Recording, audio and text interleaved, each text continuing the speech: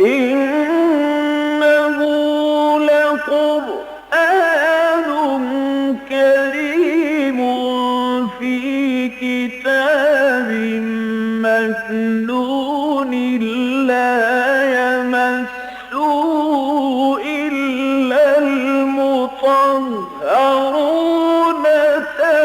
تنزيل من رب العالمين.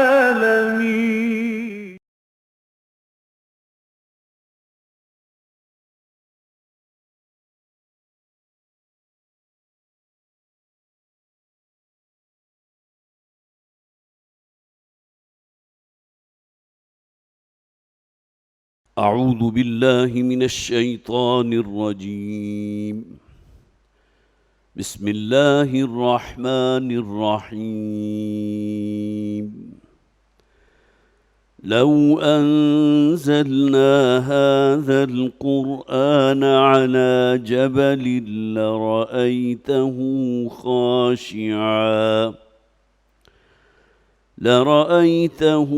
خاشعا متصدعا من خشية الله. وتلك الأمثال نضربها للناس لعلهم يتفكرون. هو الله الذي لا إله إلا هو عالم الغيب والشهادة هو الرحمن الرحيم. هو الله الذي لا إله إلا هو الملك القدوس السلام المؤمن المهيمن العزيز الجبار المتكبر سبحان الله عما يشركون. هو الله الخالق البارئ المصور له الأسماء الحسنى يسبح له ما في السماوات والأرض وهو العزيز الحكيم. صدق الله العظيم. رب اشرح لي صدري ويسر لي أمري واحلل عقدة من لساني يفقهوا قولي. اللهم ألهمنا رشدنا واعصمنا من شرور أنفسنا आमीन या रब्बल आलमीन। आज इंशाअल्लाह इस सूरह मुबारका की हम तकमील कर लेंगे आखिरी 3 आयात के साथ। ये सूरह मुबारका जो मदनी सूरत है और बहुत हसीन गुलदस्ता मदनी सूरतों का 10 मदनी सूरतें सूरह हदीद से सूरह तहरीम तक इन सूरतों में तीसरे नंबर पर है। ये बात मैंने पहले भी अर्ज़ की थी कि इन सूरतों में से 5 सूरतें वो हैं जिनका आगाज़ अल्लाह की तस्बीह से हुआ। सब्बह लिल्लाहि मा फिस समावाति व मा फिल अर्द या युसब्बिहु लिल्लाहि मा फिस समावाति व मा फिल अर्द। और इस सूरह मुबारका को सूरह हश्र को ये भी एक गोया कि फ़जीलत हासिल है कि इसका आगाज़ और इख्तिताम दोनों ही तस्बीह पर हुए। पहली आयत सब्बह लिल्लाहि मा फिस समावाति व मा फिल अर्द व हुवल अज़ीज़ुल हकीम और आखिरी आयत का आखिरी हिस्सा युसब्बिहु लहू मा फिस समावाति वल अर्द व हुवल अज़ीज़ुल हकीम। वही अल्लाह ताला की सिफ़ाती नाम अल अज़ीज़ अल हकीम पहली आयत के आखिर में और वही सिफ़ाती नाम आखिरी आयत के आखिर में। फिर ये कि जो हिस्सा हमने इसका पढ़ा है, चूँकि आज हमारा आखिरी दर्स है, सिर्फ जहन में चंद बातें ताज़ा कर लीजिए कि यहूदियों के जो 3 कबाइल मौजूद थे वहाँ मदीना के इर्द गिर्द मज़ाफ़ात में, और बनु कैनुका तो वो था जो मदीना से बिल्कुल मुल्हिक़ था, غزوہ بدر کے موقع پر بنو قینقاع کی جلاوطنی کا معاملہ ہوا، غزوہ احد کے فوراً بعد بنو نذیر کی جلاوطنی کا معاملہ، جو بڑی تفصیل کے ساتھ ان آیات میں ہم نے پڑھا ہے۔ ظاہر ہے کہ اس کو کوئی ریوائز کرنے کی نہ ضرورت ہے اور نہ ہی وقت اس کا متقاضی ہے۔ بڑی تفصیل کے ساتھ وہ باتیں آئیں، خاص طور پر جو کھجوروں کے درخت کو کاٹا گیا تھا اس پر بڑا واویلا جو ہے بلند کیا تھا منافقین نے بھی اور یہودیوں نے بھی، کہ وہ کھجور کے درخت جو پھلوں سے لدے ہوئے ہیں وہ بھی کاٹے جا رہے ہیں۔ یہ تو آج تک کبھی نہیں دیکھا چشم فلک نے، ان درختوں کا کیا قصور ہے؟ لیکن یہ کہ جب اسی سورہ مبارکہ میں وہ آیت میں نازل ہو گئی کہ جو کچھ کر رہے تھے محمد صلی اللہ علیہ وسلم یا آپ کے حکم پر کیا جا رہا تھا، وہ اصل میں اللہ کا حکم تھا، فبإذن اللہ، وہ اللہ کے حکم سے تھا۔ تو گویا کہ مسلمانوں کو پھر ایک تسلی ہو گئی کہ یہ ایسا معاملہ نہیں ہے کہ ان لوگوں کا واویلا جو ہے اس کی وجہ سے متاثر ہوئے ہوں، جبکہ معلوم ہوا کہ یہ اللہ کے حکم سے ہوا۔ پھر یہ کہ اس میں مال فے کے بارے میں بڑی اصولی باتیں کی گئیں۔ مال غنیمت تو وہ ہے جو میدان جنگ میں جب کہ معرکہ ہو رہا ہو اور مشرکین یا کفار کو شکست ہو جائے تو اس موقع پر جو شے بھی حاصل ہوگی وہ مال غنیمت ہے، جس میں گھوڑے بھی ہیں، اونٹ بھی ہیں، اسلحہ بھی ہے، ساز و سامان بھی ہے۔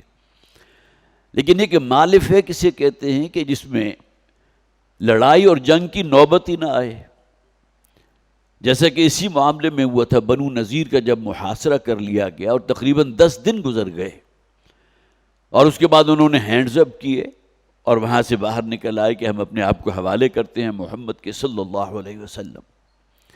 اور اس کے بعد پھر حضور کا حکم ہوا تھا کہ جو یہاں سے لے جانا چاہتے ہو اپنے ساتھ لے جاؤ، لیکن یہ کہ اب یہاں مدینہ میں تم نہیں رہ سکتے، مدینہ کے مضافات میں بھی۔ لہذا نتیجہ کیا نکلا کہ وہاں انہوں نے ہجرت کی اور جا کر کہیں خیبر کے قریب آباد ہو گئے۔ لیکن یہ جو اب ان کے قلعے بھی حاصل ہوئے تھے، ان کی جائیدادیں بھی جو ملی تھی مسلمانوں کو، جبکہ کوئی جنگ نہیں ہوئی، تو یہ اصل میں مال غنیمت نہیں تھا بلکہ مال فے تھا، اور یہ کل کا کل ڈسپوزل پر تھا محمد رسول اللہ صلی اللہ علیہ وسلم کی، جبکہ مال غنیمت کے بارے میں اصول جو ہے متعین کر دیا گیا 10ویں پارے کا آغاز۔ وَاعْلَمُوا أَنَّمَا غَنِمْتُم مِّن شَيْءٍ فَإِنَّ لِلَّهِ خُمُسَهُ وَلِلرَّسُولِ، جان لو کہ جو بھی مال غنیمت تمہیں حاصل ہوتا ہے اس میں سے 1/5 حصہ اللہ اور اللہ کے رسول، گویا کہ محمد رسول اللہ صلی اللہ علیہ وسلم کے اختیار میں، اور بقیہ جو مال غنیمت ہوگا وہ تمام جو لوگ بھی جنگ میں شریک ہوئے تھے اس میں تقسیم کر دیا جائے گا۔ لیکن اب جس موقع پر گویا کہ جنگ کی تو نوبت نہیں آئی، لہٰذا وہ مال فے شمار ہوا، اور اس کی پوری کیٹیگریز ہم نے پڑھ لی ہیں کہ وہ مہاجرین جو اپنا سب کچھ گھر بار چھوڑ کر جو ہے وہ مکہ سے آئے تھے، وہ اولین مستحق ہیں اس مال فے کے۔ پھر یہ کہ وہ جنہوں نے پناہ دی تھی ان مہاجرین کو، جنہیں انصار مدینہ کہتے ہیں، ان کا ذکر بھی آ گیا، والذین تبوؤا الدار والایمان من قبلہم یحبون من ہاجر الیہم، یہ تو انتہائی شدید محبت کرتے ہیں اپنے مہاجر بھائیوں کے ساتھ، اور ان کے لیے ایثار اور قربانی کے جو مثالیں انہوں نے قائم کی ہیں چشم فلک نے آج تک کوئی نقشہ تو نہیں دیکھا تھا۔ اور پھر اس کے بعد یہ ہے کہ بعد میں آنے والے بھی گویا کہ مال فے اب جو نبی اکرم صلی اللہ علیہ وسلم کا اس دنیا سے وصال ہونے کے بعد اب جو بھی معاملہ ہوگا اس کے بارے میں حضرت عمر رضی اللہ تعالی عنہ نے، خاص طور پر نوٹ کیجئے کہ حضرت عمر کے زمانے میں فتوحات اتنی ہوئی ہیں کہ تقریباً کوئی 40 لاکھ مربع کلومیٹر کا علاقہ جو ہے وہ مسلمانوں کے زیر نگی آ گیا۔ شام بھی فتح ہو گیا، عراق بھی فتح ہو گیا، اور کتنے ہی ممالک جو ہیں وہ فتح ہوئے۔ تو اس موقع پر مشاورت کی ہے حضرت عمر رضی اللہ تعالی عنہ نے، اور اس میں گویا کہ اب یہ بھی اکثر و بیشتر وہ معاملات ہوئے کہ مقابلہ ہوا ہی نہیں، اس لیے کہ مسلمانوں کی اتنی دھاک بیٹھ چکی تھی کہ مسلمان افواج جب پہنچتی تھی تو لوگوں کو معلوم ہوتا تھا کہ اب سوائے غارت گری کے یا خون بہانے کے اور کچھ حاصل نہیں ہوگا، لہذا وہ علاقے مفتوح ہو گئے۔ حضرت عمر رضی اللہ تعالیٰ عنہ نے پھر اس موقع پر مشاورت کر کے گویا کہ وہ جو بھی اموال حاصل ہوئے تھے، جو مملکتیں جو فتح ہوئی تھیں، اس کے بارے میں فیصلہ کر دیا یہ سب کا سب جو اسلامی ریاست اور اسلامی حکومت ہے اس کے اختیار میں ہے۔ اس لیے کہ ایک نزاع پیدا ہوا تھا کہ یہ زمینیں بھی ان مسلمان مجاہدین میں تقسیم ہونی چاہیے اور ان کی جو بھی بستیاں تھیں ان کو بھی تقسیم ہونا چاہیے، لیکن نہیں، حضرت عمر رضی اللہ تعالیٰ عنہ کچھ اختلاف ہوا تھا بعض صحابہ کی طرف سے، لیکن یہ کہ بہرحال پھر فیصلہ ہو گیا۔ اور واقعہ یہ ہے کہ یہ فیصلہ جو حضرت عمر نے کیا تھا رضی اللہ تعالیٰ عنہ، اگر یہ نہ ہوتا تو بدترین قسم کی جاگیردارانہ نظام جو ہے وہ مسلط ہو جاتا، اس لیے کہ فوجی تو چند ہزار تھے اور جو علاقہ مفتوحہ تھا وہ لاکھوں مربع میل میں تھا، تو اب اس کی اگر کہیں تقسیم کی جاتی ہے تو آپ نوٹ کر لیجئے کہ ہر فوجی کے حصے میں کیا کچھ نہ آتا۔ لہذا گویا کہ ان تمام چیزوں کو وہ اموال فے میں اب شمار ہوں گی، وہ جائیدادیں بھی، اگرچہ حضرت عمر رضی اللہ تعالیٰ نے یہ بھی فیصلہ کیا کہ جو زمین جس شخص کی ہے، خواہ وہ یہودی ہے، عیسائی ہے، جو بھی ہے، وہ وہی موجود رہے گا، زمین جو ہے وہ سرکاری تحویل میں چلی جائے گی، اس شخص کو اجازت ہوگی کہ وہاں بیٹھ کر جو ہے وہ کاشتکاری بھی کرے، اور اس کے جو کاشتکاری سے جو حاصل ہوگا تو اس سے جزیہ وصول کیا جائے گا اور اس سے ایک خاص حصہ وصول کر لیا جائے گا۔ گویا کہ جو بدل ہوگا اس بات کا کہ وہ اس علاقے کے شہری ہیں اور ان کی بھی حفاظت کی جاتی ہے اور جملہ شہری حقوق انہیں حاصل ہیں۔ تو حضرت عمر رضی اللہ تعالیٰ عنہ کے دور میں یہ فیصلہ ہوا کہ یہ تمام زمینیں اور املاک جو ہیں وہ مال فے کے طور پر شمار ہوں گی۔ اس کے بعد چند آیات اور ہم نے پڑھی تھی، اور اس میں بہت، جسے آپ کہیے کہ قیامت تک کے لیے مسلمانوں کے لیے، تمام انسانوں کے لیے جو ہدایت موجود ہے، خاص اس پس منظر میں اگر رکھے تو وہی مال فے جو ہے وہ اس کی بنیاد بنتا ہے۔ ما آتاکم الرسول فخذوہ وما نہاکم عنہ فانتہوا، رسول جو فیصلہ کر دیں، جس شخص کو جو عنایت فرما دیں بنو نذیر کے چھوڑے ہوئے املاک میں سے، تو اسی پر قناعت کرو۔ اور اس میں اس بات کو بھی ذہن میں رکھیے کہ نبی اکرم صلی اللہ علیہ وسلم نے خصوصی طور پر خیال رکھا ہے مہاجرین کا، اور ان کو جو ہے اس میں سے جو بھی یہودی چھوڑ کر گئے تھے اس میں سے وافر حصہ ان کو عطا فرمایا ہے۔ تو گویا کہ ابدی ہدایت بھی ہے ہر معاملے میں کہ جو بات تم تک پہنچے رسول کے واسطے سے اسے مضبوطی سے پکڑ لو، اور جس سے رسول منع کر دے اس کو ترک کر دو، اس کو چھوڑ دو۔ تو یہ وہ آیات ہیں، بلکہ آیات کے حصے ہیں کہ جو ہم نے پڑھے، جس میں ابدی ہدایت بھی ہے، اور خاص طور پر یہ بنو نذیر کا جو معاملہ ہوا تھا جلا وطنی کا، اس کے پس منظر میں مال فے کے بارے میں بھی۔ اب آئیے آخری 3 آیات کی طرف۔ یہ آخری رکوع بہت جامع ہے، بہت سے حضرات کو یہ یاد بھی ہوگا۔ یا ایھا الذین آمنوا اتقوا اللہ ولتنظر نفس ما قدمت لغد واتقوا اللہ ان اللہ خبیر بما تعملون۔ اللہ کا تقوی اختیار کرو اہل ایمان، شروع میں بھی تقوی، اس آیت کے آخر میں بھی تقوی، واتقوا اللہ، پھر دوبارہ فرمایا گیا۔ اور پھر یہ کہ آنے والا جو کل ہے، یہ زندگی دنیا میں جو تم گزار رہے ہو وہ آج ہے، اس لمحے میں تم زندہ ہو، عمل کر سکتے ہو، خواہ وہ نیکی کا عمل ہو خواہ بدی کا عمل ہو، تمہارا اختیار ہے۔ یہ آج ہے کہ جس میں ہم زندہ ہیں، سانس لے رہے ہیں، اور کل کون سا ہوگا؟ جو مرنے کے بعد شروع ہو جائے گا۔ وہ عالم برزخ بھی اس میں آ گیا، پھر یوم حشر بھی آ گیا، اور اس کے بعد پھر عالم آخرہ بھی آ گیا۔ تو آنے والا جو کل ہے اس کے لیے بھی کچھ پونجی جمع رکھو۔ وَلْتَنْظُرْ نَفْسٌ مَّا قَدَّمَتْ لِغَدٍ، انسان کو سوچنا چاہیے، اس بات کو استحضار میں رکھنا چاہیے کہ وہ مرنے کے بعد کی زندگی ہے، اس کے لیے بھی کچھ سرمایہ جمع کیا یا نہیں کیا، وہاں کے لیے کیا بھیجا۔ ما قدمت، جو شے تم نے آگے بھیجی ہے اس کے بارے میں فکر کرو، وہ نیکیاں ہیں، بھلائیاں ہیں یا گناہ ہیں، فسق و فجور ہے۔ واتقوا اللہ، اور اللہ کا تقوی اختیار کرو۔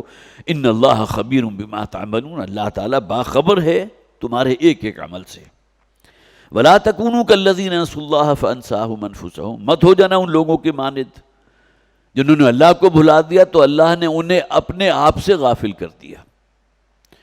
آدم کو جتنی بلند تخلیق کے اوپر، تکریم پر جو پیدا کیا گیا تھا، وہ شرف آدمیت کا لبادہ اس نے بالکل چاک کر دیا اور حیوانوں کی سطح پر اتر آیا۔ اور انسانوں میں ایسے جسے آپ کہیے کہ اصلاً حیوان ہے لیکن دیکھنے میں انسان نظر آتے ہیں، خواہ وہ درندگی کا معاملہ ہو، خواہ دل کی سختی کا معاملہ ہو، خواہ شہوت کا معاملہ ہو، انسان جب ان گناہوں کے اندر مبتلا ہوتا ہے ثم رددناہ اسفل سافلین، تو وہ حیوانوں کو اور درندوں کو اور خنزیروں کو بھی پیچھے چھوڑ جاتا ہے۔ وہ اصل میں نتیجہ کس کا ہے کہ اپنی عظمت سے انسان جو ہے بالکل تہی دامن ہو گیا کہ اس نے اللہ کو بھلا دیا، محاسبہ اخروی کا احساس اس کے ذہن سے نکل گیا۔ وہ جو فرمایا گیا نا کہ یہ موت کو یاد رکھو، اس لیے کہ موت تو ایسی حقیقت ہے جو آ کر رہے گی، اور انسان کے اوپر اگر یہ خیال غالب رہے، مسلط رہے کہ کسی لمحے بھی مجھے موت آ سکتی ہے، تو اب اس کا جو انداز ہوگا اور جس طرح محتاط طرز عمل اس کا ہوگا، جس طرح وہ زندگی گزارے گا، اس کا آپ تصور کر سکتے ہیں۔ ان اللہ خبیر بما تعملون، اللہ تعالیٰ جانتا ہے، خوب باخبر ہے تمہارے ایک ایک عمل سے۔ لا یستوی اصحاب النار و اصحاب الجنہ، اصحاب النار اور اصحاب الجنہ تو برابر نہیں ہو سکتے۔ اس دنیا میں وہ لوگ کہ جو اللہ کے فرما بردار ہیں، متقی ہیں، حرام و حلال کی تمیز قائم رکھنے والے ہیں، اس دنیا سے خواہ کچھ نہ بھی لے سکیں، لیکن آخرت میں تو اللہ تعالیٰ کا پختہ وعدہ ہے نا ان سے، وہ ابدی زندگی ان کی سنور جائے گی۔ اصحاب الجنت هم الفائزون، یہ جو جنت والے ہیں، جو کامیاب اور فوز و فلاح سے ہمکنار ہونے والے ہیں، یہی ہیں اصل میں کہ جو مراد پانے والے ہیں، فائزون، اپنی منزل تک پہنچنے والے۔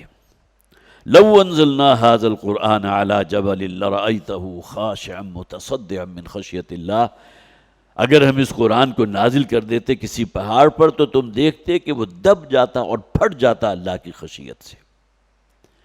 یہ تو انسان کا معاملہ ہے کہ اس نے اس کو، بلکہ نبی اکرم صلی اللہ علیہ وسلم کی آپ سیرت کا مطالعہ کیجئے تو وہاں تو جب نزول وحی کا جو وقت ہوتا تھا وہ بھی نبی اکرم صلی اللہ علیہ وسلم پر بڑا شاک گزرتا تھا، اس معنی میں کہ آپ کے اوپر ایک لرزہ سا بھی طاری ہو جاتا تھا، آپ کے جسم مبارک سے جو ہے پسینہ پھوٹ بہتا تھا۔ بعض روایات میں یہ ہیں کہ حضور کسی اونٹنی پر سوار ہیں اور عین انہی لمحات کے اندر وہی حضور پر نازل ہوئی ہے، تو وہ اونٹنی اتنا بوجھ محسوس کرتی تھی کہ وہ کھڑی نہیں رہ سکتی تھی، بیٹھ جاتی تھی۔ اسی طرح ایک موقع پر حضرت ابوبکر صدیق رضی اللہ تعالیٰ عنہ حضور کے ساتھ کسی سفر میں تھے، اور حضور نے چونکہ تکیہ تو ساتھ تھا نہیں، لہٰذا حضرت ابوبکر کی ران پر حضور نے اپنا سر رکھا ہوا تھا۔ انہی لمحات کے اندر وہی نازل ہوئی، تو حضرت ابوبکر فرماتے ہیں رضی اللہ تعالیٰ عنہ، مجھے ایسے محسوس ہوا، اس قدر دباؤ اور پریشر اور بوجھ تھا میری ران کے اوپر کہ مجھے لگتا تھا کہ میری ہڈی ٹوٹ جائے گی۔ اب یہ وہ کیفیات ہیں جو بہرحال نبی اکرم صلی اللہ علیہ وسلم پر نزول وحی کے وقت جو ہے وہ آپ ان میں سے گزرتے تھے۔ یہاں فرمایا گیا اگر قرآن کو ہم کسی پہاڑ پر نازل کر دیتے تو تم دیکھتے کہ وہ دب جاتا اور پھٹ جاتا اللہ کی خشیت سے۔ وَتِلْكَ الْأَمْثَالُ نَضْرِبُهَا لِلنَّاسِ، یہ مثال اللہ نے بیان کی ہے، ورنہ یہ کہ یہ قرآن جس قدر عظیم ہے، یہ اللہ کا کلام ہے، اور ہم مسلمانوں میں سے ہر شخص کے گھر کے اندر یہ قرآن موجود ہے، لیکن اگر ہم ہی اس سے غافل ہیں، یہ عظیم کلام اللہ جو پہاڑ پر نازل کیا جاتا تو وہ پھٹ جاتا، لیکن ہم اس سے اعراض برت رہے ہیں، اسے پڑھنے کو تیار نہیں، اس کو سمجھنے کو تیار نہیں، اس پر عمل کرنا تو بہت دور کی بات۔ تو گویا کہ یہ مثال اللہ نے جو بیان کی ہے وہ اس اعتبار سے بھی جھنجھوڑنے کے لیے ہے، تم حامل قرآن ہو، تمہارے پاس اللہ کی کتاب موجود ہے جو ہدی للناس بھی ہے، ہدی للمتقین بھی ہے، تمام متقین کے لیے تو ہدایت ہے ہی، جس کے دل میں تقوی موجود ہوگا اسے ہدایت اس کے علاوہ اور کہاں سے حاصل کرے گا وہ، لیکن یہ کہ تمام انسانوں کے لیے بھی گویا کہ منبع اور سرچشمہ ہے ہدایت کا۔ وَتِلْكَ الْأَمْثَالُ نَضْرِبُهَا لِلنَّاسِ لَعَلَّهُمْ يَتَفَكَّرُونَ، یہ مثالیں ہم بیان کرتے ہیں لوگوں کے لیے تاکہ وہ غور و فکر کریں، کچھ تو ان کے اندر کوئی ہلچل پیدا ہو، کچھ تو اللہ کے کلام کی عظمت کا جو ہے کوئی ادراک ان کے اندر پیدا ہو۔ وَاللَّهُ الَّذِي لَا إِلَٰهَ إِلَّا هُوَ عَالِمُ الْغَيْبِ وَالشَّهَادَةِ۔ اب یہ 3 آیات ہیں، بڑی عظیم آیات، اور اس کے بارے میں مسند احمد میں روایت موجود ہے، ابن کثیر اپنی تفسیر میں لے کر آئے ہیں، کہ جس میں نبی اکرم صلی اللہ علیہ وسلم نے فرمایا جو شخص بھی صبح اٹھنے کے بعد 3 مرتبہ اعوذ باللہ من الشیطان الرجیم، 3 مرتبہ یہ بسم اللہ الرحمن الرحیم ایک مرتبہ، اور اس کے بعد یہ 3 آیات پڑھتا ہے، تو حضور فرماتے ہیں کہ اللہ تعالیٰ 70,000 فرشتوں کو مقرر فرما دیتا ہے کہ جو اس کے لیے دعائیں کرتے رہتے ہیں، اور فرشتوں کا اہل ایمان کے حق میں دعا کرنا قرآن حکیم میں اور مقامات سے بھی ثابت ہے کہ جو اہل اللہ ہیں، جو اہل تقوی ہیں، جو دیندار ہیں، جو اس دنیا میں مشقت برداشت کر رہے ہیں لیکن اللہ کے دین پر کاربند ہیں، ان کے لیے اللہ تعالیٰ نے گویا کہ فرشتوں کو بھی ذریعہ بنا دیا، وہ بھی ان کے لیے استغفار کر رہے ہیں۔ تو 70,000 فرشتے صبح سے شام تک اس شخص کے لیے استغفار کرتا ہے جو ان 3 آیات کو پڑھتا ہے، اور ظاہر ہے کہ جب عرب پڑھے گا تو اسے معلوم بھی ہے کہ ان 3 آیات کی عظمت ہے کیا۔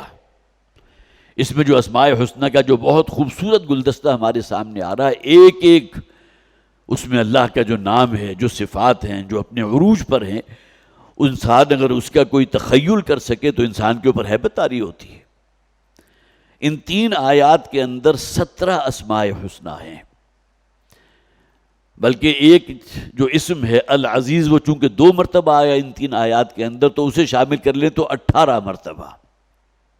اس میں سب سے پہلا جو ہے هو اللہ، وہ اللہ الذی لا الہ الا ہو، کہ جس کے ساتھ کوئی شریک نہیں ہے، کوئی معبود نہیں سوائے اللہ کے، معبود حقیقی۔ یہ اللہ کا صفاتی نام ہے یا ذاتی نام ہے، اس کے بارے میں اختلاف ہے۔ الہ کسے کہتے ہیں؟ معبود کو کہتے ہیں۔ قرآن حکیم میں کتنے مقامات پر آیا، وہ لوگ جو معبود تراش لیتے ہیں، اللہ کے سوا اوروں کو اپنا جو ہے رب قرار دے دیتے ہیں۔ تو الہ معبود ہوا، الہ سے پہلے الف لام لگ گیا، الالہ جو اللہ بن گیا۔ ترجمہ کیا ہوگا؟ معبود حقیقی، اصل معبود، جس کی عبادت ہر مسلمان کیا، ہر انسان کے لیے لازم ہے۔ یا ایھا الناس اعبدوا ربکم الذی خلقکم، اے لوگو اپنے رب کی بندگی اختیار کرو، وہ اللہ کے جس نے تمہیں پیدا کیا ہے۔ اسی طرح ہم مسلمانوں سے تو خطاب کر کے یا ایھا الذین آمنوا اتقوا اللہ کے الفاظ جو ہیں 20 مرتبہ قرآن حکیم میں استعمال ہوئے۔ تقویٰ کیا ہے؟ اللہ کی بندگی اختیار کرنا۔ تو ایک مراد تو یہ ہے کہ الہ سے پہلے الف لام لگ گیا تو اللہ بن گیا، اس حوالے سے یہ ذاتی نام ہے اللہ کا۔ صفت بھی بن گئی کہ معبود، عبادت کے لائق جو ہستی ہے وہ معبود حقیقی جو الالہ ہے، جو اللہ بن گیا۔ اسی طرح الہ یلہ کے اصطلاح جو عربی زبان میں آتا ہے، کسی کی طرف جو ہے بڑی محبت کے ساتھ، بڑی اپنائیت کے ساتھ اور اپنی تمام احتیاجات کا مرجع اس کو سمجھتے ہوئے اس کی طرف لپکنا۔ کسی جانور کے، کسی گائے بھینس یا اونٹ کے کسی بچے کو اس کی ماں سے دور کر دیجیے، جو دودھ پیتا بچہ ہو، تو جیسے ہی آپ اس کو چھوڑیں گے تو وہ فوراً لپکے گا اپنے ماں کی طرف اور جا کر وہاں تھنوں میں جا کر منہ مارے گا، اس لیے کہ اسے معلوم ہے کہ ماں جو ہے اس کے لیے حفاظت کا منبع اور سرچشمہ بھی ہے، اور اس کے علاوہ یہ کہ اس کی دنیا میں جو غذا ہے اس کا بندوبست بھی اللہ تعالیٰ نے ماں کے جو ہے جو بھی میموری گلینڈز ہوتے ہیں اس کے اندر رکھ دیا ہے۔ تو الہ الفصیل الی امہ، عربی زبان میں یہ اصطلاح استعمال ہوتی تھی کہ کسی بچے کا اپنی ماں کی طرف لپکنا۔ اب گویا کہ اپنی احتیاج کا وہ سمجھتا ہے کہ میری تمام احتیاجیں جو ہیں وابستہ ہیں میری ماں کے ساتھ، وہ اس کو پورا کر دے گی۔ تو وہ ذات اور وہ ہستی کے جس کی طرف انسان جو ہے لپکتا ہے، اس لیے کہ وہی ہے کہ جس نے اس کو تخلیق فرمایا، اور وہی ہے کہ جو اس کے لیے حاجت روا بھی ہے، مشکل کشا بھی ہے۔ وَإِذَا مَرِضْتُ فَهُوَ يَشْفِينِ، اگر انسان بیمار ہوتا ہے تو شفا کون دیتا ہے؟ وہ اللہ کی ذات دیتی ہے۔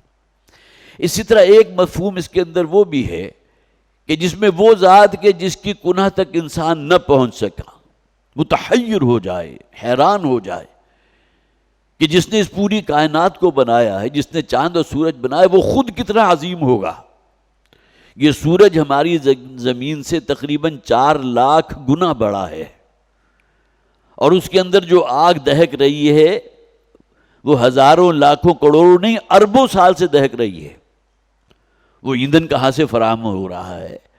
یہ جو شعلہ جوالا جو ہے جس کے ہم مرہون منت ہیں، یہ سورج نہ ہو تو ہماری فصلیں نہ پکنے، یہ سورج نہ ہو تو بخارات جو ہیں وہ بادلوں کی شکل میں آسمان کی طرف نہ اٹھیں۔ یہ سورج جو ہے گویا کہ ہم سراپا محتاج ہیں سورج کے۔ اس چراغ کو اگر گل کر دیا جائے تو پھر کہیں زندگی زمین پر باقی نہیں رہے گی۔ باقی کہیں کسی کرے کے اوپر کوئی زندگی موجود ہے تو اس کے معاملات الگ ہوں گے، لیکن اس زمین کے اوپر تو حیات کا کوئی وجود ممکن نہیں اگر سورج موجود نہ ہو۔ تو جس ذات نے سورج بنایا جو زمین سے لاکھوں گنا بڑا ہے، اس کی طاقت کا اور اس کی تخلیق اور خلاقیت کا کوئی اندازہ کیا جا سکتا ہے؟ تو وہ ذات کے جس میں انسان گم ہو جائے اور اسے کچھ سمجھ نہ آئے، اس ذات کی صفات جو ہیں وہ ایسی ہیں کہ جو انسان کو متحیر کرتے ہیں۔ اور اس بات کو نوٹ کیجئے، یہ لفظ اللہ قرآن حکیم میں 2690 مرتبہ آیا ہے۔ گویا کہ جسے آپ کہیں گے کہ اسماء حسنی میں سب سے پہلے هو اللہ، وہ اللہ کہ جس کا کوئی ساجی اور جس کا کوئی شریک نہیں ہے، عالم الغیب والشہادہ، وہ ہر چھپے اور حاضر کا جاننے والا ہے۔ اللہ کے لیے کوئی شے غیب نہیں ہے۔ غیب تو ہمارے لیے ہے نا کہ ہمارے محدود وسائل بھی ہیں، ذرائع بھی محدود ہیں، معلومات بھی محدود ہیں۔ آنکھ اگر بند ہو جائے تو مجھے کچھ پتہ نہیں کون شخص آیا کون چلا گیا۔ اسی طرح معاملہ بہت سی اور چیزوں کا ہے، محدودیت کی معاملہ کہ اگر کہیں سامنے کوئی پردہ آ جائے تو ہمیں کچھ معلوم نہیں اس کے پیچھے کیا ہو رہا ہے، جبکہ اللہ تعالیٰ کے لیے کوئی شے غیب میں نہیں ہے۔ ہر شے بیک وے آن جو ہے وہ اس کے سامنے موجود ہے، ہر شے شہادہ ہے۔ یہ تو زمانوں کے تصور جو ہے وہ بھی ہمارے لیے ہے نا، ماضی ہے، اب حال ہے، اب مستقبل ہوگا۔ اللہ کے لیے تو زمانہ نہیں، اسے تو معلوم ہے۔ تو اللہ کی صفت علم کا کوئی ہم احاطہ کر ہی نہیں سکتے۔ ہمارا یہ چھوٹا سا جو دماغ ہے یا جو ذہن ہے وہ اللہ کی صفت علم کے بارے میں کوئی تصور قائم ہی نہیں کر سکتا۔ ہاں الفاظ قرآن حکیم نے استعمال کیے ہیں، یعلم ما یلج فی الارض وما یخرج منہا وما ینزل من السماء وما یعرج فیہا، وہ جانتا ہے بارش کا ایک قطرہ بھی اگر زمین میں جذب ہوتا ہے وہ بھی اللہ کے علم میں ہے۔ زمین میں سے کوئی چھوٹا سا جو ہے سرسراتا ہوا کوئی کیڑا نکلتا ہے وہ بھی اللہ کے علم میں ہے۔ کسی درخت کا پتا بھی اگر اپنے تنے سے جدا ہوتا ہے، شاخ سے زمین پہ گرتا ہے، وہ بھی اللہ کے علم میں ہے۔ اب اس سے زیادہ انداز قرآن حکیم تو استعمال نہیں کر سکتا۔ تو صفت علم کے حوالے سے عالم الغیب والشہادہ، وہ جاننے والا ہے، علم رکھتا ہے ہر چھپے اور حاضر کا۔ هو الرحمن، وہ الرحمن ہے۔ دیکھیے یہ دو صفات جو ہیں رحمان اور رحیم، یہ میں نے خاص طور پر نوٹ کیا تھا۔ قرآن حکیم میں یہ جو اللہ کی صفت رحمت ہے، اس سے جو ماخوذ ہے رحمت، اسی طرح رحمان ہے، الرحیم ہے، اسی طرح جو ہے بہت سے اور الفاظ ہیں اسی رحمت سے نکل رہے ہیں۔ تو قرآن حکیم میں بے شمار الفاظ ہیں کہ جو صفت رحمت سے ماخوذ ہیں۔ اگر صرف رحمان کو لیں تو رحمان کے الفاظ گویا کہ اللہ کا صفاتی نام ہے نا، جس کے اندر اللہ کی رحمت کی صفت جو ہے ایک جوش مارنے کی کیفیت میں ہے۔ وَرَحْمَتِي وَسِعَتْ كُلَّ شَيْءٍ، میری رحمت تو ہر شے کو اپنی آغوش میں لیے ہوئے ہے۔ اور رحمان کا یہ جو جسے آپ کہیے کہ جو وزن ہے عربی زبان میں آتا ہے کسی شے میں مبالغے کی انتہا، گویا کہ صفت رحمت اللہ تعالیٰ کی ذات میں ایک ٹھاٹے مارتے ہوئے سمندر کی طرح اور جوش اور ہیجانی کیفیت کے ساتھ موجود ہے۔ اور رحیم وہی صفت رحمت ہے کہ جس کے اندر ایک دوام ہے، ایک ہمیشگی ہے۔ لہذا یہ کہا جاتا ہے، مجھے معلوم نہیں حدیث کے الفاظ یہ نہیں، کہ اللہ تعالیٰ رحمان الدنیا و رحیم الآخرہ، اس دنیا میں تو گویا کہ ہماری ہر احتیاج اور ہماری ہر ضرورت جو ہے وہ فوکسڈ ہے اللہ کی ذات کے ساتھ، وہی ہمارا حاجت روا ہے، ہماری ضرورتوں کا پورا کرنے والا۔ رحمان الدنیا، ہم زندہ ہیں تو اللہ کی صفت رحمت ہی کا ظہور ہے کہ ہم زندہ ہیں۔ ہمارا جسم، ہمارے پھیپھڑے، ہمارا دل اگر کام کر رہا ہے تو یہ بھی اللہ کی صفت رحمان کا ایک جلوہ ہے۔ تو رحمان الدنیا، وہ ذات کے جو اس دنیا میں اس کی رحمت جو ہے وہ ایک ہیجانی اور جوش مارتی ہوئی کیفیت کے ساتھ ہے۔ اور رحیم الآخرہ، اور آخرت جو ابدی ہے اس کے اللہ کی صفت رحمت بھی ابدیت لیے ہوئے ہے۔ تو یہ رحمان کا جو لفظ ہے قرآن حکیم میں 64 مرتبہ استعمال ہوا، گویا کہ صفت رحمت اپنی ہیجانی کیفیت کے ساتھ۔ هو الرحمن الرحیم، رحیم اسی جو جسے آپ صفت مشبہ کہیں گے اس کے اندر ایک دوام ہے۔ اور یہ رحیم کا لفظ قرآن حکیم میں 115 مرتبہ استعمال ہوا۔ اس کے بعد فرمایا هو اللہ الذی لا الہ الا هو، وہی الفاظ جو پچھلی آیت میں ہم نے پڑھے، وہی اللہ ہے کہ جس کے سوا کوئی معبود نہیں، بندگی سوائے اس کی اور کسی کی نہیں۔ الملک، ملک کسے کہیں گے؟ بادشاہ۔ الملک کون ہوا؟ جس کے پاس بادشاہی کا اختیار مطلق ہے۔ اس دنیا میں تو کوئی بھی بادشاہ ہوگا تو کسی ملک پر ہوگا، کسی بستی کا کوئی سردار ہوگا۔ فرض کیجئے کہ پوری دنیا جو ہے وہ ایک سوسائٹی کی شکل اختیار کر لیتی ہے، تو اس بادشاہ کا زور کس پر چلے گا؟ اس دنیا کے رہنے والوں پر۔ جبکہ اللہ تعالیٰ بادشاہ مطلق ہے، یہ پوری کائنات اس کے کنٹرول میں ہے، اس پوری کائنات پر اس کا حکم چل رہا ہے، وہ بادشاہوں کا بادشاہ کہہ لیجئے۔ واللہ الذی لا الہ الا ہوا الملک القدوس۔ قدس کا لفظ آتا ہے عربی زبان میں پاکیزگی کے لیے، جس میں کوئی عیب نہ ہو۔ تو یہ آخری 3 آیات میں جو پہلی آیت ہم نے پڑھی، اس میں اللہ کے 5 اسماء ہم نے پڑھ لیے۔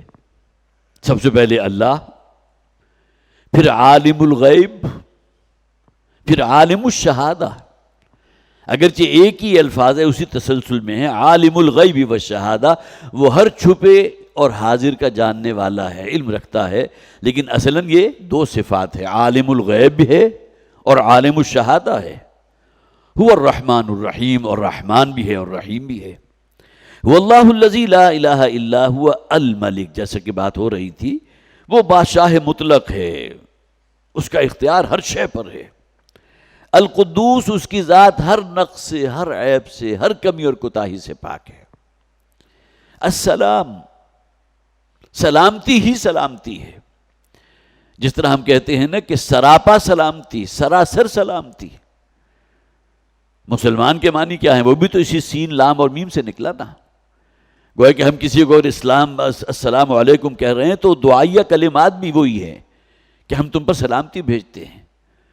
تو وہ ذات جو سراپا سلامتی ہی سلامتی ہے، السلام، یہ قرآن حکیم میں 1 مرتبہ استعمال ہوا۔ القدوس قرآن حکیم میں 2 مرتبہ استعمال ہوا، سورہ جمعہ میں بھی اور یہاں بھی۔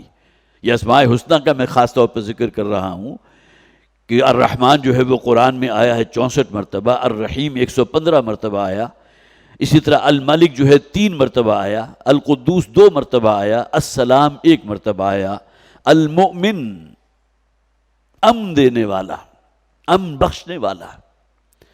یہ ایمان جو ہے اصل میں باطنی امن اور چین اور سکون کی کیفیت ہے۔ الذین آمنوا ولم یلبسوا ایمانہم بظلم اولئک لہم الامن وہم مہتدون۔ وہ لوگ جو ایمان لاتے ہیں اور اس میں پھر کسی تشکک اور ریب اور ارتیاب اور سب سے بڑھ کر کسی ہلکے سے ہلکے نوع کے شرک میں بھی ملوث نہیں ہوتے، تو اللہ تعالیٰ پھر ان کے دلوں میں وہ سکون عطا فرماتے۔ اولئک لہم الامن وہم مہتدون، اور یہ وہ لوگ ہیں کہ جن کے لیے واقعتاً امن ہے، چین ہے اور سکون ہے۔ المومن اللہ کا نام ہے، امن دینے والا، امن بخشنے والا۔ یہ بھی قرآن حکیم میں صرف اسی ایک مقام پر استعمال ہوا۔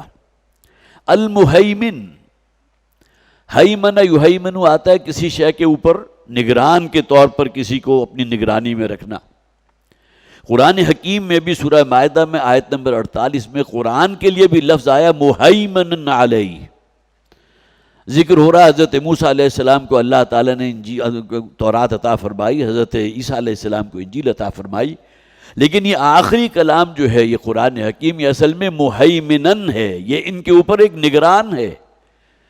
جو کچھ تحریفات ہو چکی تھی ان دونوں کتابوں کے اندر، ظاہر ہے ان کی حفاظت کا اللہ نے ذمہ نہیں لیا تھا، لیکن یہ کہ جو بھی اس کے اندر تحریفات ہو چکی تھی، جس طرح حق کا جو ہے کتمان کیا گیا تھا، چھپایا گیا تھا، تو قرآن نے آ کر گویا کہ ان تمام چیزوں کو زائل کر دیا۔ مہیمن ہے قرآن، پہلی کتابوں کے اوپر ایک نگران کے طور پر اللہ تعالیٰ نے اپنا ایک کلام نازل فرمایا۔ تو مہیمن وہ ذات کے جو پوری طرح ہر شے کی نگرانی کر رہی ہو۔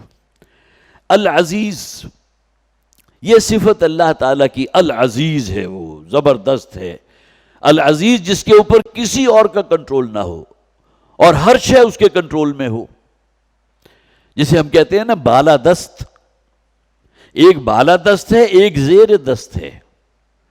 تو اللہ تعالیٰ کی ذات العزیز ہے، نہ صرف بالادست ہے بلکہ اس پہ الف لام اگر لگ گیا تو اس سے اوپر کسی بالادستی کا آپ تصور کر ہی نہیں سکتے۔ جیسے کہ میں نے عرض کیا تھا کہ اللہ تعالیٰ کی صفات کے حوالے سے ہمارا محدود ذہن جو ہے اس کا ادراک کر ہی نہیں سکتا۔ اس کی صفات اس کی ذاتی ہیں، اس کی صفات قدیم ہے، ہمیشہ سے ہیں، اور اس کی صفات لامحدود ہے، تو ہمارے محدود سے ذہن کے اندر لامحدود کا تصور آ ہی نہیں سکتا. جس کی جیسا کہ میں نے ابھی مثال دی ہے کہ درخت سے اگر ایک پتا بھی گرتا ہے، قرآن حکیم کی آیت ہے نا، وَمَا تَسْقُطُ مِن وَرَقَةٍ إِلَّا يَعْلَمُهَا، ایک پتا بھی اگر درخت سے گزر رہا ہے تو وہ بھی اللہ تعالیٰ کے علم میں ہے. تو ہم تو اس کا تصور نہیں کر سکتے. ہر وقت لاکھوں نہیں، کروڑوں نہیں، اربوں پتے زمین پر گر رہے ہیں. امازون کے جنگلات کا کبھی آپ تصور کیجئے، جہاں جو ہے سورج کی کرنیں زمین تک نہیں پہنچتی، اور کتنی گھنی شاخیں ہوتی ہیں، کتنے پتے ہوتے، کتنے پتے نیچے گر رہے ہیں. ہمارا ذہن تو اس کا تصور نہیں کر سکتا. تو اللہ کے صفات جو ہیں اس کی ذات کی طرح قدیم بھی ہیں، لامحدود بھی ہیں، اور اس کی ذاتی بھی ہیں. تو المہیمن نگرانی کرنے والا، العزیز 64 مرتبہ قرآن حکیم میں اللہ کا یہ اسم بیان کیا گیا ہے. العزیز ہے، بالا دست ہے، بڑی قوت والا ہے. الجبار، کسی کو اپنی طاقت اور زور کے ذریعے اپنے کنٹرول میں کر لینا. ظاہر ہے کہ اللہ کا کنٹرول کتنا ہے کہ زمین سے لاکھوں گنا بڑے کرے بھی ایک مدار میں گردش کر رہے ہیں. کتنی فورس چاہیے ہوگی اس کو اس مدار کے اندر برقرار رکھنے کے لیے، ہم تصور ہی نہیں کر سکتے. آپ کسی رسی کے سرے کے اوپر جو ایک صرف اینٹ باندھ کر ذرا گھما کر دیکھیے، آپ اس کو ایک دائرے کی شکل میں حرکت دے رہے ہیں نا. ہمارا زمین بھی سورج کے گرد ایک دائرے کی شکل میں ہے. یہ نہیں ہے کہ زمین جو ہے بھاگی دوڑی جا رہی ہے اور کائنات میں کہیں سے کہیں نکل گئی. کوئی قوت ہے کہ جس نے اسے جکڑا ہوا ہے کہ جو اپنے مدار سے باہر نہیں نکل رہی. اس 2 کلو کی اینٹ کو اپنے مدار کے اندر رکھنے کے لیے کتنی طاقت چاہیے، اور کجا یہ پوری زمین نہیں بلکہ زمین سے لاکھوں گنا بڑے کرے، کس قدر اس کو پاور اور طاقت چاہیے اس کے مدار میں برقرار رکھنے کے لیے. تو کسی کو اپنے زور اور طاقت کی بنیاد پر ایک نظام میں لے آنا، اس کو جکڑ لینا، اس کو اپنے کنٹرول میں کرنا، یہ جبار ہے. یہ بھی قرآن حکیم میں صرف اسی مقام پر اللہ کی یہ صفت ہے جباریت جو یہاں آئی. المتکبر، کبر کسے کہتے ہیں؟ برتری اور کسی کی بڑائی. اللہ سے بڑھ کر تو کوئی برتر نہیں ہے، اللہ سے بڑھ کر کوئی بڑا نہیں ہے. لیکن یہی معاملہ جو ہے برتری اور بڑائی اگر مخلوقات میں سے کسی کے اندر آ گئی، وہ اپنے آپ کو برتر سمجھنے لگا، اپنے آپ کو بڑا سمجھنے لگا، تو یہ اصل میں کبر ہے، یہ غرور ہے، یہ گھمنڈ ہے جو اللہ تعالیٰ کو انتہائی ناپسند ہے. اور وہ حدیث آپ نے بارہا سنی ہوگی، حدیث قدسی کے الفاظ ہیں، حضور نے فرمایا الکبر ردائی، یہ کبر جو ہے یہ میری چادر ہے. جو شخص بھی مخلوقات میں سے، مخلوقات سے مراد مکلف تو ہم ہیں نا، انسان ہیں، یہ جنات ہیں، فرشتے تو مکلف نہیں ہیں، ان کے اندر گناہ کی طرف کوئی ترغیب ہے ہی نہیں، سرے سے موجود نہیں. تو ان مخلوقات کے اندر میں جو بھی شخص جو ہے، جو ذات بھی اس کو اختیار کرے گی بڑائی اور برتری، گویا کہ اپنے آپ کو برتر سمجھے، اپنے آپ کو بڑا سمجھے، تو یہ وہ غرور ہے کہ جو اللہ کو ناپسند ہے. لیکن المتکبر اللہ کی صفت ہے، اور یہ بھی قرآن حکیم میں صرف اسی مقام پر اللہ تعالیٰ کی اسماء حسنہ میں سے یہ اسم آیا المتکبر. گویا کہ یہ بڑائی اور برتری اگر کوئی شے ہے تو یہ جسے آپ کہیے بتمام کمال جو ہے یہ جامع پورا آتا ہے اللہ تعالیٰ کی ذات کے اوپر. سبحان اللہ عما یشرکون. اب اس آیہ مبارکہ کے اندر گویا کہ یہ متکبر پر آ کر 13 اسماء جو ہے مکمل ہو گئے. اللہ ہے، عالم الغیب ہے، عالم الشہادہ ہے، الرحمن ہے، الرحیم ہے، الملک ہے، القدوس ہے، السلام ہے، المؤمن ہے، المہیمن ہے، العزیز ہے، الجبار ہے، المتکبر. سبحان اللہ عما یشرکون. اور اللہ تعالیٰ پاک ہے، بہت بلند و بالا ہے ان تصورات سے جو شرکی عقائد اور شرکیہ تصورات ان لوگوں نے گھڑ لیے ہیں. انہوں نے سمجھا جس طرح عام بادشاہ ہوتے ہیں، اللہ تعالیٰ بھی کوئی بادشاہ ہے لیکن بہت بڑا بادشاہ ہے. لیکن بادشاہ اکیلا تو کسی سلطنت کو نہیں چلا سکتا نا، اس کے بھی مصاحبین ہوتے ہیں، اس میں بھی کوئی 5000 یا 10,000 منصب کے لوگ ہوتے ہیں. لہٰذا ان کو کچھ اختیارات دیے جاتے ہیں تاکہ وہ نظام مملکت چلا سکے. تو اسی طرح اللہ تعالیٰ نے کچھ نائب بنا دیے ہیں فرشتوں کی شکل میں. ہمیں کیا ضرورت ہے اللہ کو پکارنے کی؟ ہم فرشتوں کو پکاریں گے، ہمارے کام وہ نکال دیں گے. تو سبحان اللہ عما یشرکون. یہ تمام صفات کا بیان کرنے کے بعد فرمایا گیا اللہ تعالیٰ کے لیے جو بھی معاملات، جو عقائد اور جو نظریات ان لوگوں نے اپنے ذہنوں میں پالے ہوئے، اللہ تعالیٰ ان سے بہت اعلیٰ و عرفہ ہے، برتر ہے۔ واللہ الخالق البارئ المصور، اب یہ آخری آیت مبارکہ ہے، وہی ہے اللہ۔ دیکھیے پہلی آیت جو ہم نے پڑھی وہ بھی شروع هو اللہ الذی لا الہ الا ہو، اگلی آیت هو اللہ الذی لا الہ الا ہو، اب یہ آخری آیت کا آغاز بھی بالکل اسی انداز میں ہو رہا ہے، هو اللہ الخالق البارئ المصور له الاسماء الحسنى، وہی اللہ ہے جو الخالق بھی ہے، الباری بھی ہے، المصور بھی ہے۔ مولانا مودودی رحمۃ اللہ نے بڑی خوبصورت اس کی مثال دی ہے، جس طرح کوئی انجینئر ہوتا ہے، کوئی آرکیٹیکٹ ہے، اس کے ذہن میں کوئی تصور آیا مجھے یہ عمارت بنانی ہے، اب وہ ایک تصور جو ہے اس کے ذہن کی تخلیق ہے، اب اس کو وہ نوک پلک اس کی سنوار رہا ہے، اس تصور کو مزید ریفائن کر رہا ہے، اور اس کے بعد اس کے نقشے بنائے جاتے ہیں کہ اب یہ میں نے بلڈنگ جو ہے اس کا پورا سٹرکچر جو ہے اب یہ پلان اس کا بن گیا، اس کی بلڈنگ جو ہے اس کے بنیادی خد و خال اس میں واضح ہو گئے۔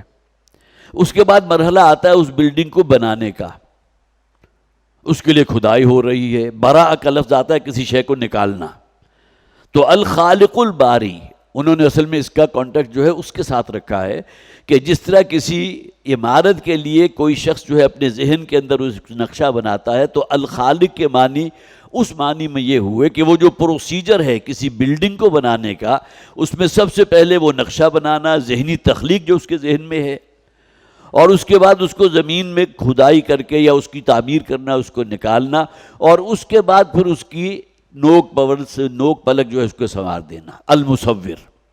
تو گویا کہ وہی عمل تخلیق ہے کہ جس کے تین مراحل یہاں بیان کیے گئے، الخالق بھی ہے، الباری بھی ہے، المصور بھی ہے، اور یکے بعد دیگرے یہ تینوں مراحل جو وہ آتے ہیں۔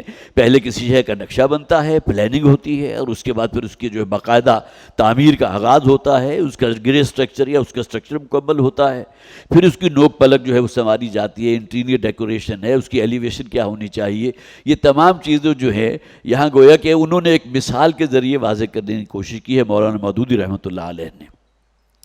ایک اور اصطلاح جو قرآن حکیم میں استعمال ہوتی ہے اللہ تعالیٰ کی اسی صفت تخلیق کے حوالے سے، بدیع کا ہے، بدع، کسی شے کو بغیر کسی میٹیریل کے پیدا کر دینا۔ دیکھیں نا، کوئی بھی بڑھئی جو ہے، کوئی شے بھی بنانے والا، کوئی میٹیریل اس کے پاس ہوگا تو بنائے گا نا۔ عمارت اس وقت بنے گی جب اینٹیں بھی موجود ہوں، کوئی سیمنٹ بھی موجود ہو، بجری بھی موجود ہو، ریت بھی موجود ہو، تو عمارت بنے گی۔ تو کسی میٹیریل کا پہلے موجود ہونا تخلیق کے لیے اس کی بھی ضرورت ہے، لیکن جو ابداع ہے جسے آپ کریشن ایکس نہیلو کہتے ہیں کہ بغیر کسی میٹیریل کے کوئی شے وجود میں لے آنا، بدیع السماوات والارض، اس زمین و آسمان کی تخلیق اللہ نے یہ نہیں کی کہ کسی کائنات میں کہیں جو ہے بڑے بڑے مٹی کے تودے موجود تھے، انہیں جمع کیا، پھر چاند بنا دیا، سورج بنا دیا، زمین بنا دی، معاذ اللہ، بلکہ بدیع السماوات والارض، کسی میٹیریل کے بغیر اللہ تعالیٰ نے اس کائنات کی تخلیق فرمائی ہے۔ ہم تخلیق کے عمل میں میٹیریل سے ہوئے گزرے بغیر جو ہے وہ کام کر ہی نہیں سکتے، یہ ہماری محدودیت ہے۔ تو یہ خالق کی اصطلاح بھی اللہ کے لیے استعمال ہوئی، بدیع السماوات والارض، زمین و آسمان کو بدیع بغیر کسی شے کے پیدا کر دیا۔ اسی طرح الباری ہے، کسی شے کو منصع شہود میں لے آنا، زمین سے نکال کر، گویا کہ اب وہ عمارت جسے آپ کہیے کہ زمین سے اگ گئی، اب وہ نکل کے باہر کھڑی ہو گئی، اور اس کے بعد اس کی تزئین ہے، اس کے اندر جو ڈیکوریشن آپ کر رہے ہیں، اس کے نوک پلک سنوار رہے ہیں، اس کا ایلیویشن بہتر کر رہے ہیں، انٹیریئر ڈیکوریشن ہو رہی ہے، یہ تمام مراحل ہیں جو اللہ تعالیٰ کی یہ چار جو صفات، ان میں سے تین یہاں آ گئیں، الخالق، الباری، المصور، اور یہ تینوں ہی اصطلاحات قرآن حکیم میں صرف ایک ایک مرتبہ استعمال ہوئی، صرف اسی مقام پر، هو اللہ الخالق البارئ المصور خلق السماوات والارض۔ گویا کہ اللہ کی صفت تخلیق کا ذکر تو قرآن حکیم میں بے شمار مقامات پر ہے۔ خلق الانسان، انسان کی بھی تخلیق اللہ نے فرمائی۔ تو تخلیق کا لفظ جو ہے یا اصطلاح یہ قرآن میں استعمال ہوئی ہے، لیکن الخالق اللہ کے اسماء حسنہ میں سے جو نام ہے الخالق، یہ قرآن حکیم میں یہی استعمال ہوا، الخالق بھی، الباری اور المصور۔ لہ الاسماء الحسنہ، اور تمام اچھے نام اسی کے ہیں۔ کسی خیر کا، کسی اچھائی کا، کسی حسن کا، کسی خوبصورتی کا آپ تصور کیجئے تو بتمام و کمال اللہ کی ذات میں موجود۔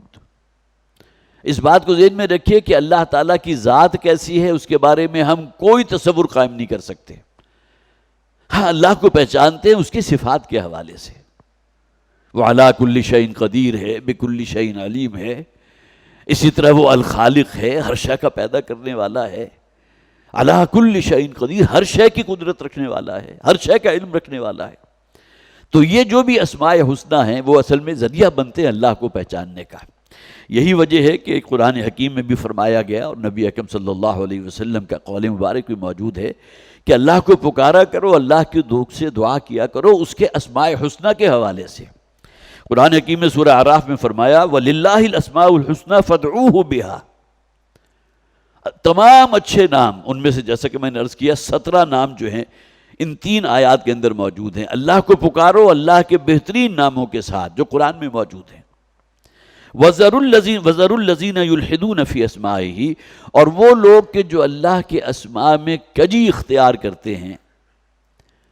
اب ظاہر ہے کہ مشرکین کے اندر ایسے لوگ موجود تھے نا جو اللہ کو برے ناموں سے بھی پکارتے تھے، جیسے قرآن میں کہا گیا نا کہ ان کے جو بھی معبود ہیں، ان کے جو دیوی دیوتا ہیں، ان کے بارے میں نامناسب الفاظ تم نہ کہا کرو، اس لیے کہ پھر یہ جواباً تمہارے معبود اللہ کے لیے بھی جو ہے برے الفاظ استعمال کریں گے۔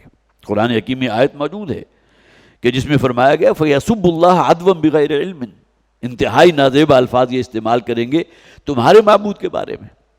لہذا گویا کہ وہ ان کی ایک وتیرہ بھی تھا، اور اس کے علاوہ بہرحال اللہ تعالیٰ کے اسماء میں یہ دونوں انداز آپ کو علم ہے، المعز بھی ہے المذل بھی ہے، عزت دینے والا اور ذلیل و رسوا کر دینے والا، دونوں صفاتی نام ہیں، الگ الگ ہیں۔ اسی طرح المحیی بھی ہے، زندگی بخشنے والا، زندہ رکھنے والا، ہم زندہ ہیں تو اللہ کے زندہ رکھے زندہ ہیں۔ الممیت بھی ہے، موت طاری کرنے والا۔ اب یہ دونوں الفاظ گویا کہ بالکل پول اپارٹ ہو گئے، المعز المذل، الخافض الرافع، بلندی عطا فرمانے والا بھی ہے اور نیچے پاتال تک پہنچا دینے والا، گہرائی میں اتار دینے والا، جسے قعر مذلت کہتے ہیں، اس گڑھے میں اتار دینے والی وہ بھی ذات ہے۔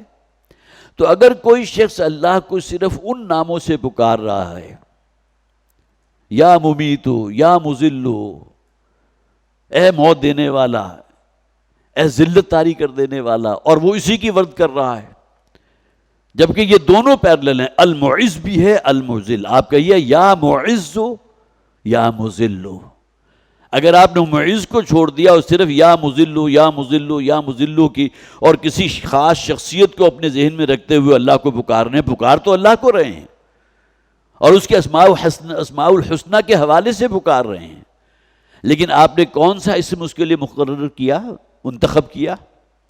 وہ ہے کہ جس کے اندر بہرحال المذل، اگر وہ معز ہے، عزت دینے والا ہے، تو ذلت و رسوائی بھی اس کے اختیار میں ہے۔ اگر وہ زندگی دینے والا ہے تو موت دینے والی بھی وہ ذات ہے۔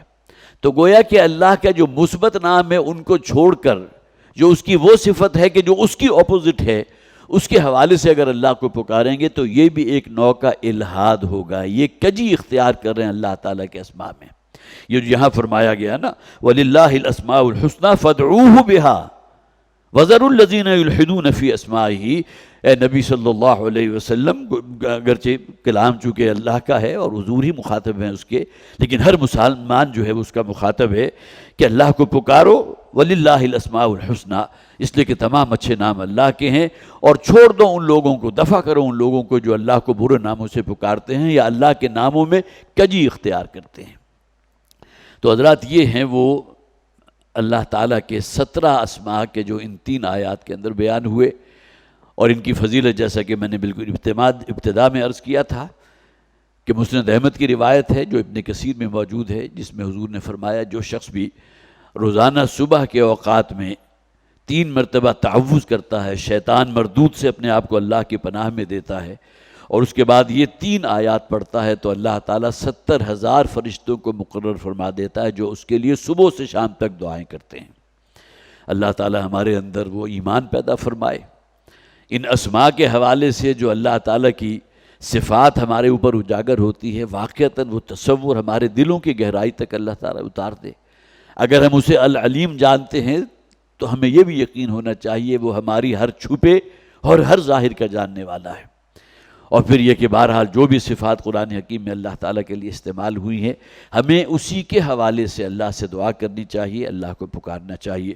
بارک اللہ لی ولکم فی القرآن العظیم ونفعنی وإیاکم بالآیات والذکر الحکیم۔